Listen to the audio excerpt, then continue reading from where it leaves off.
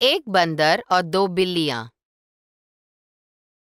एक जमाने में एक गांव में दो बिल्लियां रहती थी। वो दोनों बहुत खुश एक दूसरे के साथ थी। उन्हें जो भी खाने मिलता था उसे खुशी खुशी मिल बांट कर खाती थी।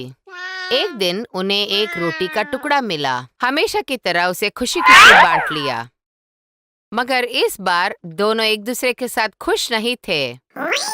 वो दोनों बिल्ली आपस में झगड़ने लगी। तेरा टुकड़ा बड़ा है, मेरा टुकड़ा छोटा है। ये अन्याय है, तेरा ही टुकड़ा बड़ा है, ऐसे एक बिल्ली ने कहा। नहीं नहीं, तेरा ही टुकड़ा बड़ा है, ऐसे दूसरे बिल्ली ने भी तर्क किया। एक रोटी के टुकड़े के लिए दोनों ने बहुत बड़ा झगड़ा किया। अब क्या करना चाहिए उन्हें कोई समझ नहीं थी इस बात की। उन्हें कोई समझ नहीं था, इसलिए इन टुकड़ों को लेकर एक पेड़ के पास जा पहुंचे जहाँ पे एक बंदर आराम से बैठा था। बंदर भी जैसे इस मौके का इंतजार कर रहा था, नीचे आ गया। बंदर एक तराजू ले आया, उन दोनों बाजू में एक एक टुकड़ा रोटी रख दिया। तराजू का एक हिस्सा बहुत भारी होने के कारण नीचे आ गया। तभी वो बंदर बोला, ये भारी क्यों है? ऐसा बोल के एक टुकड़ा तोड़ के वो खाने लगा। अब तराजू का दूसरा बाजू भारी हो गया।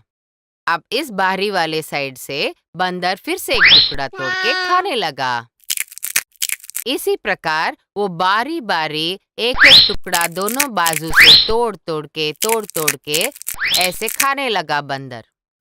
ऐसे बारी बारी खाने के कारण रोटी का टुकड़ा वाकई में बहुत छोटा हो गया। इसे देख रही दोनों बिल्लियां अपनी गलती का एहसास करके बंदर को जाके बोली, बंदर, ये क्या अन्याय कर रहे हो? आपके पास न्याय मांग के हम आए, मगर आपने सब कुछ खत्म कर दिया। ऐसे दोनों बिल्लियां बिलखने लगी। इसे सुनकर बंदर फिर उन दोनों को ऐसा जवाब दिया, दोस्तों, तुम्हें न्याय दिलाने के लिए इसलिए तो मैं कष्ट कर रहा था ना इतना देर से। इसके लिए मुझे क्या मिलेगा बोलो? ऐसे कह के बाकी का जो टुकड़ा बचा था उसे भी बंदर ने खा के खत्म कर दिया। और उन दोनों बिल्लियां आपस में बात करने लगी कि काश हम इस बंदर के पास आने के बजाय हम अपना खुद का मामला सुलझा देते तो। बच्चों, याद रखना, लालच बुरी बला है।